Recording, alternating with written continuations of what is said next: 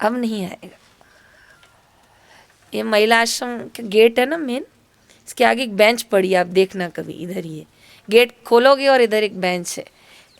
तो इधर एक माता जी बैठी थी, अनुष्ठान करने आई थी वो यहाँ दिल्ली से।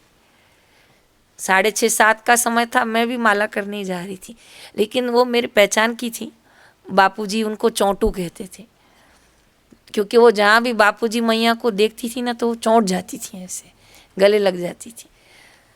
बहुत अच्छा प्रेमल स्वभाव था, भक्ति वाली थी, लेकिन माँ भावुक होती है, वो भी भाव जगत से ही जीती थी। तो एक दिन इस पे माला कर रही थी बेंच पे बैठ के, तो मैंने उनको देखा, राम राम की मैंने, लेकिन उसकी आंखों में आंसू थे। फिर मेरे को देख के आंसू पोंछ लिए उसने। मैंने कहा तो रो रही हैं, और रोना ऐसा था कि कुछ दुख था, तभी पोंछ लिया आंसू। फिर मैं उनके बगल में ही आसन लगा के बैठी। मैंने कहा क्या हुआ, रो क्यों रहे हो? तो बोले ऐसे ही, संसार ऐसा ही है। तो मैंने कहा तो बापू 40 साल से बोल रहे हैं कि संसार ऐसा ही है, आज क्या हुआ? तो बोले आज चोट लगी। मैंने कहा हाँ चोट लगी तभी ख्याल होता है, वरना बापू तो कब से कह रहे हैं कि ईश्वर के अलावा कहीं भी मन लगाया तो स्वामी जी तो आदि अनंत कह रहे हैं, सुधरे हम तो ना। तो उसने कहा बस बहन जी बहुत दुखी हूँ। मैंने कहा क्यों, बहू अच्छी नहीं आई क्या? शादी हुई थी 3 महीने पहले उन लोगों की, बेटे की। तो कहा नहीं नहीं बहुत अच्छी आई। फिर क्या हुआ? तो कहा बेटा ही खराब निकला है, बहू तो फिर ठीक है, यही नालायक निकला है। मैंने कहा क्या हुआ? बोले बहन जी क्या बेटे की निंदा करूं, बहुत दुखी हूँ। इतनी रोए, दुखी दुखी, मुझे लगा जरूर बेटे ने कुछ बड़ा गड़बड़ किया है, तभी तो बेचारी भजन कर रही है और रो रही है।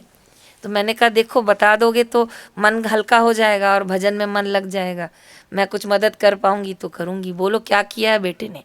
बोले क्या किया है, रोज खाना उसके साथ खाता है।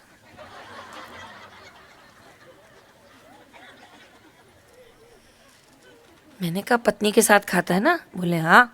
तो मैंने कहा तो क्या बुरा है इसमें, उसको ब्याह के लाया है वहां से, तो खाना तो खाएगा ना उसके साथ। बोले पहले मेरे साथ खाता था, अब उसके साथ खाता है।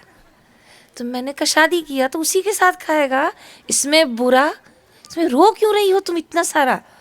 बोले बहन जी आता है और सीधा पत्नी के साथ खाना खाता है, मेरे से पूछे तो सही। मैंने कहा अच्छा पूछता नहीं है ये बात है? बोले हाँ मैं पूछ लेती हूँ, खाना लगाऊं तो कहता है हाँ लग गया है, पर मुझसे ये नहीं पूछता है कि तूने खाना खाया कि नहीं खाया।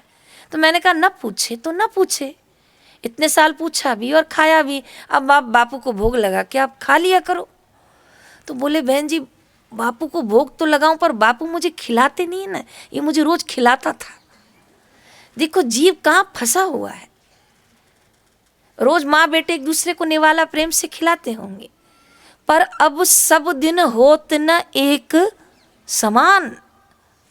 आज नहीं खड़े होंगे तो आप कब खड़े होंगे? क्या आपका शरीर एक जैसा है क्या?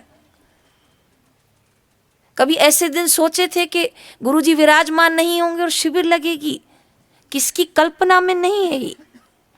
सब दिन कहाँ एक जैसे हैं? तो घर में सब दिन किसके एक जैसे होते हैं जो हम हमेशा एक जैसी अपेक्षा रखें? अपेक्षा ही दुख का कारण है। तब मैंने देखा कि इतनी बात के लिए ये इतनी दुखी थी, मुझे लगा कोई बहुत बड़ी बात निकलेगी। तो संसारियों का रोना बहुत बड़ा होता है लेकिन बातें बहुत छोटी होती, और महात्मा जनों की आंखों में जब आंसू होते हैं तब तो मुलाकात ईश्वर की होती है, भक्ति के आंसू होते हैं उनके। तो भगवान को कहना भक्ति के आंसू दे। तब मैंने उनको बोला आप ही खा लिया करो, फिर उनके साथ जाके। बोले कैसे खाऊं, दरवाजा बंद करके खाते हैं। तब मैंने उसको कहा अच्छी बात है तो बुरा क्या है इसमें? वो लड़की अपना घर छोड़कर आई है, तुम्हारा पति सुबह से बेटा तुम्हारा निकल जाता है, तो वो पराई बच्ची भी तो इतनी अपेक्षा लाएगी कि पूरा दिन तो नहीं पर कम से कम एक समय तो उसका पति उसके साथ। बुरा क्या है इसमें? तो कहा बहन जी फिर मैं क्या करूं? मैंने कहा आप यहीं रह के भजन करो, ये समय की मांग है, इसमें बुरा क्या है? इसको बुरा मानना बुरा है। आज इसलिए ये बात उठाई जा रही है यहाँ से, क्योंकि हमारा वैराग्य पुष्ट नहीं है, तो गोल गोल गोल गोल फिर से हम लोग वहीं पर घूम रहे हैं। इसने दुख दिया, इसने दुख दिया, ये नहीं चला, वो नहीं चली, इसने नहीं माना, ये नहीं हुआ, घूम रहे उसी में। गुरुजी क्या बताते हैं कि रंग अवधूत महाराज भरूच में आश्रम में लिखते थे, बोलो जो आए उसको एक सलाम, बोलिए, जो जाए उसको 100 सलाम, जो लौट के कभी ना आए उसको 1000 सलाम। ऐसा बनना है आपको। तो हरदेवी माता जी मुंबई गोरेगांव जू बीच पे उनका घर है। दादा गुरुजी लीलाशाह बापू की शिष्य हैं। पूज्य बापू जी का संदेश आया था पिछले साल मातृ पितृ पूजन पे कि उसको तिलक करके आओ, तो मेरे को भी बोला गया आप भी चलो उनको तिलक करने। तो जब मैं तिलक करने गई मुझे आश्चर्य हुआ, बापूजी इनके पास अलग से हमको क्यों भेज रहे हैं, ये कौन है। तो मैंने हमारे आश्रमवासी भाइयों को पूछा कि ऐसा तो क्या है जो हम इसको घर पे तिलक करने जा रहे हैं। सब लोग तो पंडाल में आए थे और हम इनके यहाँ चल रहे हैं। तब उन्होंने बताया, बहन जी ये जो गोरेगांव आश्रम है ना, इसकी ज़मीन इस माता जी ने दी है। तो कहा अच्छा, तो बोले पूरा योगदान इसी का है, मुंबई में कोई इतना सा टुकड़ा भी नहीं देता, और इन्होंने पूरे गोरेगांव आश्रम, कोई मुंबई से होगा तो जानकारी होगी, पूरा आश्रम उन्हीं का दिया हुआ है ज़मीन। तब उन्होंने मुझे बताया, जब तक हम उनके घर पहुँचे, मेरे आश्रमवासी भाई ने मुझे बताया कि बहन जी जो आश्रम के दाएं बिल्डिंग है वो भी उनकी है, बाएं वाली भी उनकी है, और बीच का जो ये आश्रम है ये चाहती थी तो यहाँ भी बिल्डिंग बन सकती थी, लेकिन इन्होंने अपने पति को साफ मना कर दिया, मैं तीसरी बिल्डिंग नहीं बनाऊंगी, ये ज़मीन मैं किसी संत को दूंगी। और जो इसने बोल दिया तो बोल दिया था। और बापूजी को सोनी टीवी पर पट्टी नीचे पढ़ के गुरुजी के प्रोग्राम में सूरत गई, बापू से मुलाकात नहीं हो पाई। बापू बम्बई आए, ज़मीन गुरुदेव के ट्रस्ट के नाम पर दी। तब बापूजी ने कहा मुझे देने से पहले घर परिवार में बात कर लो, अपने बच्चों को दे दो। तो उन्होंने कहा बापूजी मैंने बच्चों को खूब दिया हुआ है, इससे ज़्यादा दूंगी तो मेरे बच्चों की नीयत और चरित्र दोनों, बोलो हिम्मत करके, खराब हो जाए। बापू खुश हो गए, कहा ये है नारी शक्ति, मेरे बेटे को दूं, मेरे बेटे को। अरे उसको पाचन शक्ति भी तो उतनी, आप ये भी तो देखो वो करेगा क्या इसका पीछे। मेरे को दूं, इसको दूं, इसको दूं, कुछ और आगे भी तो दुनिया देखो। तब उसने गुरुजी को ये शब्द कहे, बापू इतने खुश हो गए कि माई की सूझबूझ देखो। कहा बापूजी मैं एक पीढ़ी को सुख नहीं देना चाहती हूँ, मैं अपनी 7 पीढ़ियों को सुखी करना चाहती हूँ। यहाँ ध्यान भजन होगा, मेरी इच्छा पूरी होगी। बापूजी उनको आज भी याद किए। तब मुझे बोला कि जाओ उसको मातृ पितृ पूजन पे उसका भी पूजन करो। तो सोचो एक नारी होकर अपने देवर और पति को तैयार किया, पूरी साइन की, हैंडओवर किया कि इधर ध्यान भजन होगा। और आज भी भक्ति हुई बम्बई की ज़िंदगी में। वो एक गोरेगांव आश्रम है जहाँ लोग छत्र पाते हैं, आनंद का, भक्ति का। पूनम के दिन पैर रखने की जगह नहीं होती आश्रम में, जयराम जी की।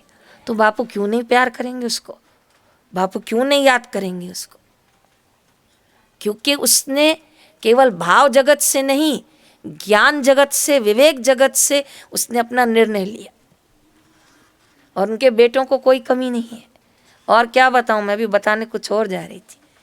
जब हम उनके घर गए तो अकेली बैठी थी, तो सिंधी थी। तो माँ चो अम्मा तव्हांजा बाहर है आपके बच्चे, बोले यहीं पास वाले बिल्डिंग में रहता है। माँ चो अम्मा पोइ तव्हां अकेला रहंदा आहियो, आप अकेले रहते हो। बोले अकेली, तू होगी अकेली, मैं नहीं हूँ अकेली, मेरे बापू मेरे साथ हैं। जयराम जी की 2 साल पहले बापूजी ने मुझे भेजा था, तब 93 वर्ष उम्र थी, कान इतने बड़े, अच्छी खासी बैठी थी। अब 95 की हो गई होंगी, लेकिन जो काम कर गई हैं, तो आज मुझे सत्संग में आपको उनका उदाहरण सुनाना पड़ रहा है कि उसका वैराग्य कैसा पुष्ट, न्यायप्रिय होकर उसने कर्म किया। तो उसने अपने बेटे को कोई कमी नहीं की है और 7 पीढ़ियों का मार्ग बना के गई है। और आज भी बापूजी के हृदय और चरणों में उसकी जगह है। तभी गुरुजी ने कहा उसको पूजन करो। तो ये है नारी शक्ति, ये है वैराग्य की शक्ति, ये है ज्ञान की शक्ति। और कहाँ तो देखो वो रो रही हैं कि मेरे साथ खाना नहीं खाया, हाथ में माला लेकिन आंखों में आंसू, बस कारण इतना, मुझे खिलाया नहीं। तो जब जब ये नारी शक्ति मोह में फंसती है, चिंतन में फंसती है, तब वो अपने ही दायरों में घिर के रह जाती। और जब गुरु ज्ञान को अपनाती है, गुरु मंत्र की शक्ति को जगाती है, तो ये 1/14 परिवार को तार देती है, ऐसी शक्ति है। जयराम जी की तो हार्दिक स्वागत है आप लोगों का, जो आपने चयन किया है उस आपके श्रद्धा और भक्ति का स्वागत करती हूँ। तो भगवान करे आप खूब अपने साधन भजन में आगे बढ़ें और अपने स्वभाव को धीरे धीरे विच्छेद कर काटे, धीरे धीरे अंदर अंदर से मजबूत बने, अंदर अंदर से। संसार परिवर्तनशील है, बोलिए संसार परिवर्तनशील है। वेदांत का बहुत सुंदर उदाहरण है कि दीवार पर चित्र बना था, मोर बने थे, मोर के पंख बने थे, नदियाँ बनी थी, पहाड़ बने थे, सब कुछ बना था और सब लोग उस चित्र को देखकर उसमें रमण कर रहे थे। कितना सुंदर मोर, कितनी सुंदर बगिया। लेकिन एक आया और बोला, अरे सब लोग चित्र को देख रहे हो, पर ये तो देखो कि दीवार ही नहीं होती तो। हाँ जी, चित्र कहाँ से होता? लेकिन सबका ध्यान किसमें है? चित्र में, उसके रंगों में, उसके कारीगर में, उसके अंदर जो बैठे हैं उसके अंदर। लेकिन सब भूल गए कि चित्र का आधार तो दीवार है। ऐसे ही आप संसार में आए और इतने सुंदर चित्र हैं कि आप लोग इतने इस चित्रों में रमणीय हो गए कि इसका आधार तो भगवान है, इसका आधार तो गुरु का ज्ञान है, भूल गए। इसलिए शिविर का आयोजन किया, तुलसी के पत्ते खिलाओ, स्मृति वापस आए। ये चित्रों में नहीं रमण करना, चित्रों का आधार दीवार है। जगत में रमण नहीं करना, जगत का आधार ब्रह्म है। यही वेदांत के सूत्र है। आज समझो, कल समझो, 10 साल बाद समझो, जब भी समझो यही समझना पड़ेगा। और जब समझ जाओगे तो आपको बापू क्या हस्ती है और क्या उपकार किया है बापू ने, लोक कल्याण, तब आपको समझ में आएगा। क्या लुटाया है गुरुजी ने, शायद हम उसके पात्र नहीं हैं, 100% तो नहीं है। लेकिन गुरुजी दया करते हैं, कहते हैं नहीं है तो बन जाएंगे, चलने तो दो। उस करके सबको चलाया। आज इस भरे पंडाल में आप लोग सब बैठे हैं। जब आपने फॉर्म भरा, शिविर का आपका बैच बनाया गया, तो किसने आपसे आपकी जाति पूछी? किसने आपका कुल पूछा है? कुछ भी तो नहीं पूछा। आपने पूछा माला, बता दिया इतनी, लग जाओ। कहाँ गुरुद्वार पे ये पूछा जाता है? और जो आया है वो पा रहा है, चाहे वो कहाँ से भी हो, कौन भी हो। तो देखा जाए तो गुरुओं ने न तब बांटने में कमी की है, न आज की है। कमी है तो हमारे अंदर है, और उसको ठीक करने का मार्ग भी हमें मिल रहा है। बस अब हम उस पे चलें, चलें स्व की ओर। बोलिए तो, चलें स्व की ओर। यही बापू का उद्देश्य है। नारायण हरि नारायण।